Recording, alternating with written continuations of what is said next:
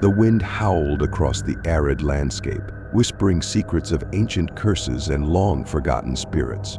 The sun dipped below the horizon, casting the reservation in a blanket of darkness. In the distance, a coyote howled, its cry echoing ominously through the night. My name is Dr. Elizabeth Warren, and I arrived at the Navajo Reservation eager to study their rich folklore. The elders had graciously granted me permission to conduct my research, and I was particularly intrigued by the legend of the Skinwalker, a malevolent shape-shifter. As an anthropologist, I prided myself on my rationality and skepticism, dismissing such tales as mere superstition. I was met by Chief Running Deer, an elderly man with weathered skin and piercing eyes. "Welcome, Dr. Warren," he said, his voice deep and resonant. "Our stories are sacred. Respect them, and they will respect you." I nodded, though inwardly I remained unconvinced. The stories were fascinating, yes, but surely they were just that, stories. My first few days on the reservation were spent interviewing the locals and recording their tales. They spoke of the Skinwalker with a mixture of fear and reverence, describing it as a witch who could transform into any animal it desired. Its powers were said to be immense, its malevolence unparalleled.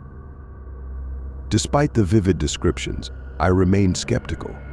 That is, until strange things began to happen. One evening, as I was transcribing my notes, I heard a rustling outside my window.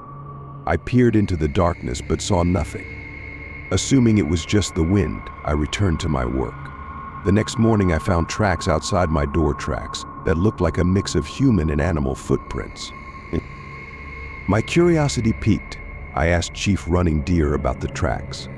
His expression turned grave. "The Skinwalker," he said simply. "It knows you're here." I tried to laugh it off, but unease settled in the pit of my stomach.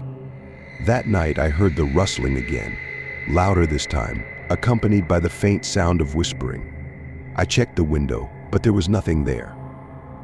I told myself it was just my imagination, yet sleep eluded me. A week into my stay, one of the villagers, a young man named Thomas, went missing. The entire community was shaken. Search parties were organized, but Thomas was nowhere to be found. Whispers of the Skinwalker's involvement spread like wildfire. I joined the search, determined to find a rational explanation. We scoured the reservation, but all we found were more strange tracks and an eerie silence that seemed to hang in the air. One night, as I was returning to my lodging, I saw a figure standing in the shadows. It was Thomas, or at least it looked like him. His eyes glowed unnaturally in the darkness, and his movements were jerky, almost inhuman. "Thomas," I called out, but he didn't respond. Instead, he turned and disappeared into the night. I reported the sighting to Chief Running Deer. His face grew somber. "The Skinwalker has taken him," he said. "You must be careful, Dr. Warren. It will come for you next." Determined to uncover the truth, I delved deeper into the lore of the Skinwalker. I spoke to more villagers, piecing together a dark history of betrayal and bloodshed. The Skinwalker, they said, was once a powerful shaman who had betrayed his people and was cursed to roam the earth in the guise of a beast. As I continued my research, the strange occurrences intensified. I would wake up to find my belongings rearranged, hear whispers echoing through the halls, and see fleeting shadows out of the corner of my eye.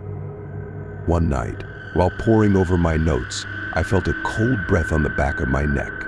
I spun around, but there was nothing there. My heart pounded in my chest as I realized that whatever was stalking me was getting bolder. Desperate for answers, I sought out the village's medicine woman, an elderly lady named Grandmother Willow. She greeted me with a knowing look. "You have angered the spirits," she said. "The Skinwalker is drawn to your skepticism. You must open your heart to the truth if you are to survive." Taking Grandmother Willow's advice to heart, I decided to conduct a ritual that night to protect myself. She provided me with herbs, candles, and a chant to recite. As darkness fell, I lit the candles and began the ritual, my voice trembling as I repeated the ancient words.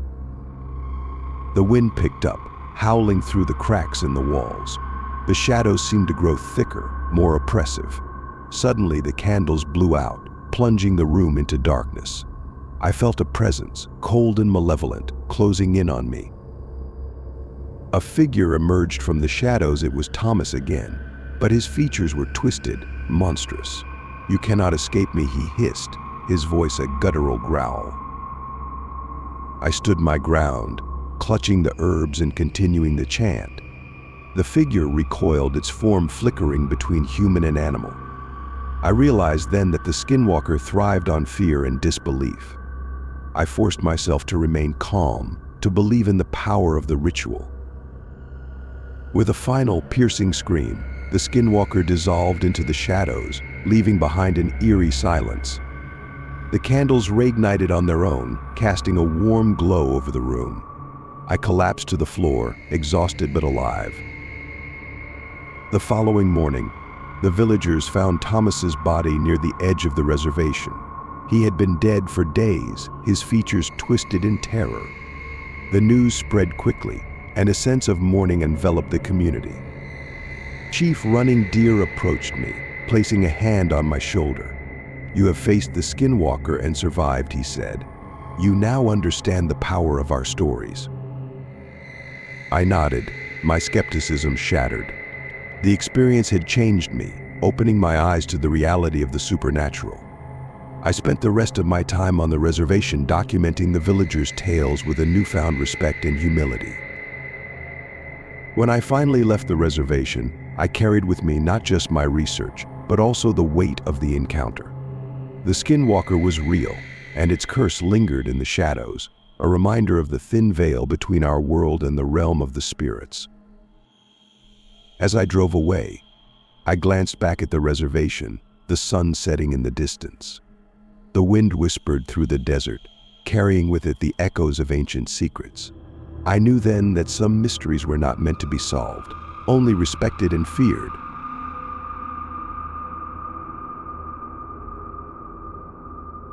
The mirror arrived on a cold, rainy afternoon wrapped in an old, tattered cloth. I, Emily Saunders, had inherited it from my estranged grandmother, Agnes, who had passed away a week ago. I hadn't seen her since I was a child. Family whispers had always hinted at her being a witch, but I dismissed it as old superstitions. Little did I know that my life was about to change forever. When the delivery man handed me the package, I felt a chill run down my spine. The mirror was heavy, its frame an intricate web of twisted silver vines. There was something ancient about it, something that made my skin crawl. I placed the mirror in my bedroom, opposite my bed. As I pulled away the cloth, the glass seemed to shimmer with an eerie light. I shook off the feeling, chalking it up to the gloomy weather, and went about my day. That night, as I was getting ready for bed, I caught a glimpse of something unusual in the mirror. A shadow, fleeting and indistinct, seemed to move behind me. I turned quickly, but there was nothing there. Just my dimly lit room and the rain tapping against the window. I laughed at myself for being so jumpy and went to sleep. Over the next few days, the strange reflections became more frequent. At first, it was small things, a fleeting movement, a shadow that didn't match the room. But then, the images grew more bizarre. One morning, as I was brushing my hair, I saw a fox in the mirror. It was just standing there, staring at me with intelligent, knowing eyes. I spun around, but of course my bedroom was empty. When I looked back at the mirror, the fox was gone. I tried to rationalize it, perhaps I was stressed or my eyes were playing tricks on me, but deep down I knew something was wrong. The mirror seemed to hum with an otherworldly energy, and I started avoiding looking into it. The animals were unsettling enough, but soon I started seeing people in the mirror. They were strangers, old, young men, women standing silently behind me, their eyes locked onto mine. They never moved, never spoke, just stared. One night I saw a woman with long, dark hair and a sad smile. She was dressed in old-fashioned clothes, her eyes full of sorrow. I tried to talk to her, but she simply vanished as soon as I spoke. Another time, a young boy appeared, his face twisted in fear. Each time, the people seemed more real, more desperate. I couldn't take it anymore. I covered the mirror with a blanket, hoping to put an end to the madness. But the whispers started. At night I could hear them, soft and urgent, coming from the mirror.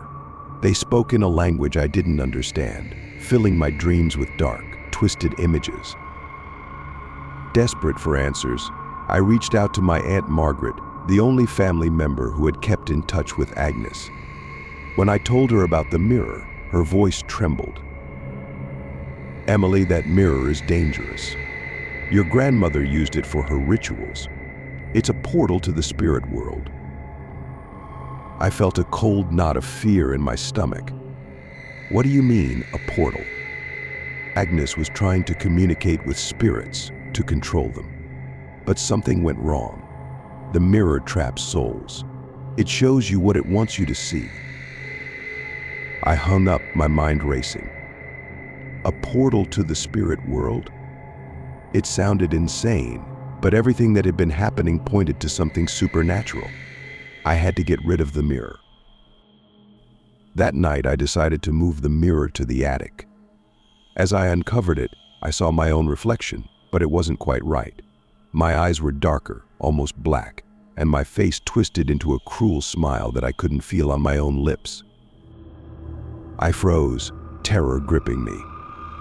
The reflection moved closer to the glass, as if trying to step out. I stumbled back, knocking over a lamp. The crash broke the spell, and I ran out of the room, slamming the door behind me. Breathless, I called Margaret again.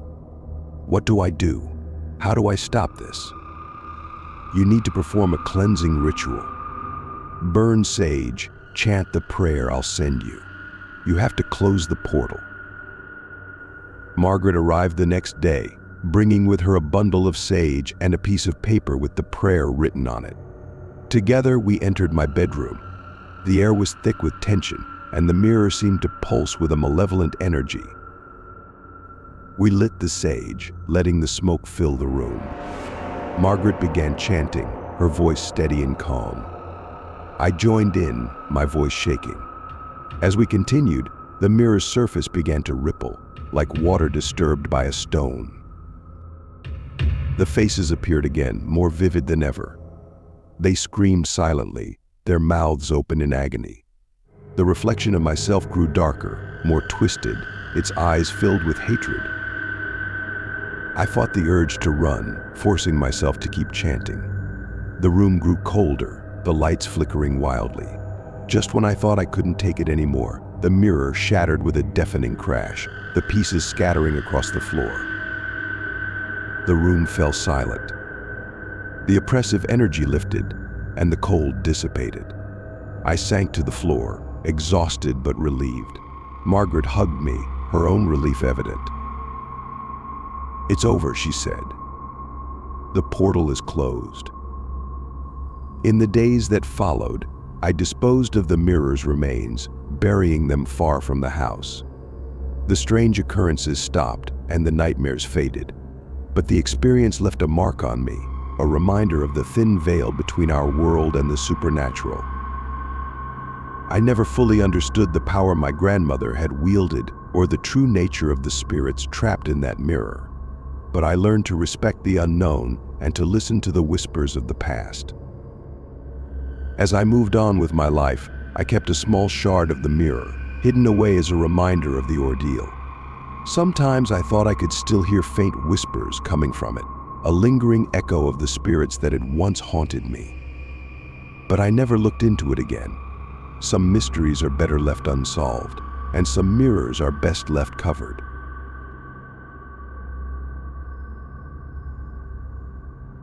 The town of Reddington was small and isolated, nestled in a valley surrounded by dense forests and mountains.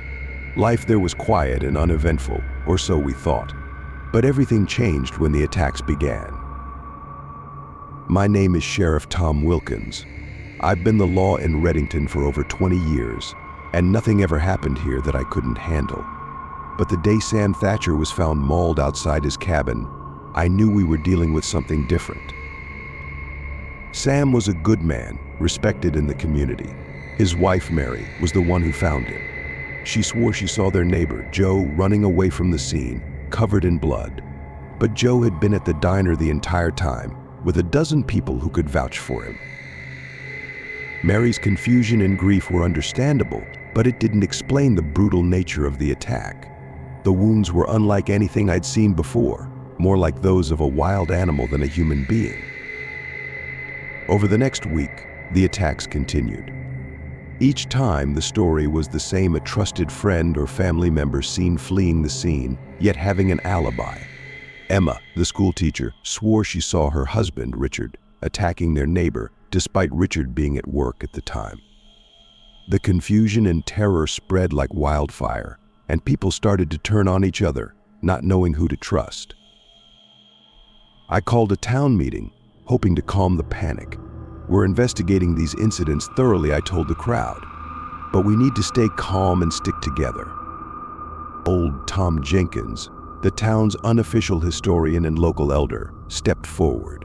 "Sheriff," he said, his voice steady despite his age, "I think I know what we're dealing with." Jenkins spoke of an ancient legend, a creature known as the Skinwalker.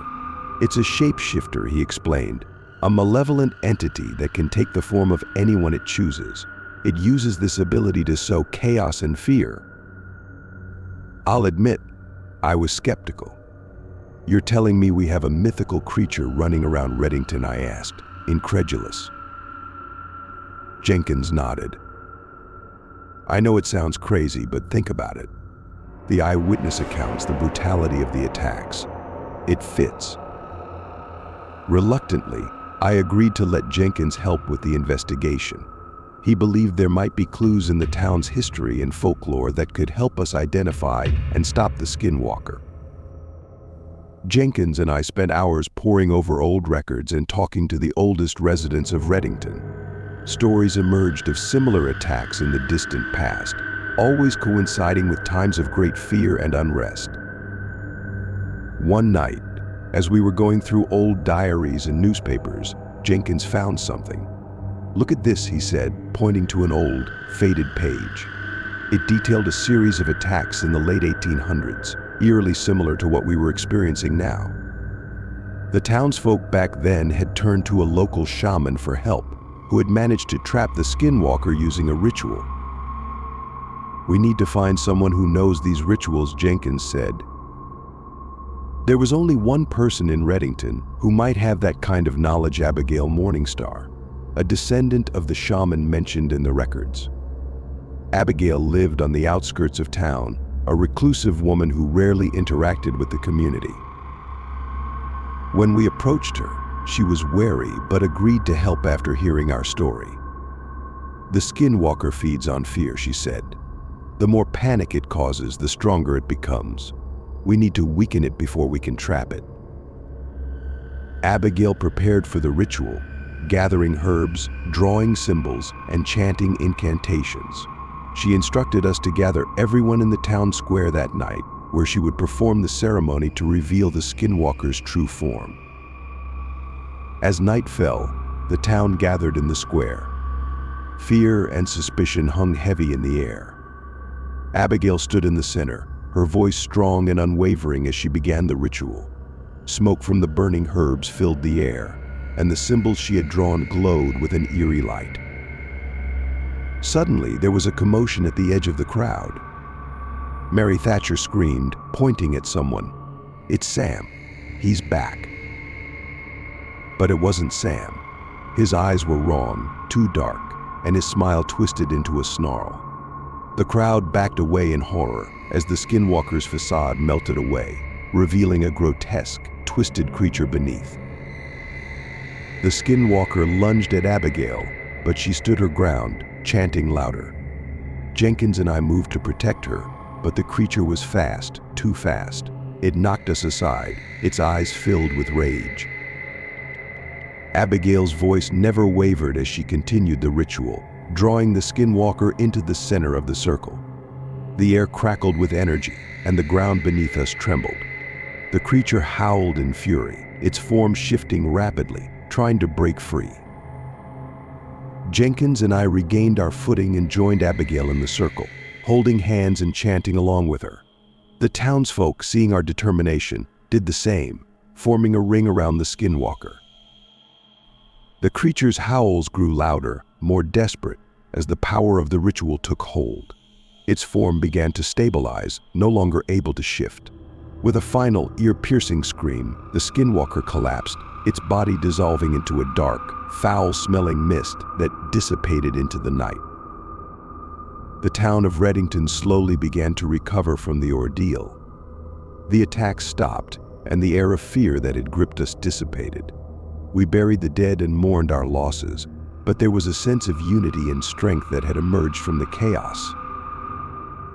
I never fully understood what we had faced, but I knew one thing for certain: there are things in this world that defy explanation, things that lurk in the shadows, feeding on our fear. But with the help of brave souls like Abigail Morningstar and Tom Jenkins, we had faced the darkness and prevailed. As the days turned into weeks, life in Reddington returned to its quiet, uneventful rhythm.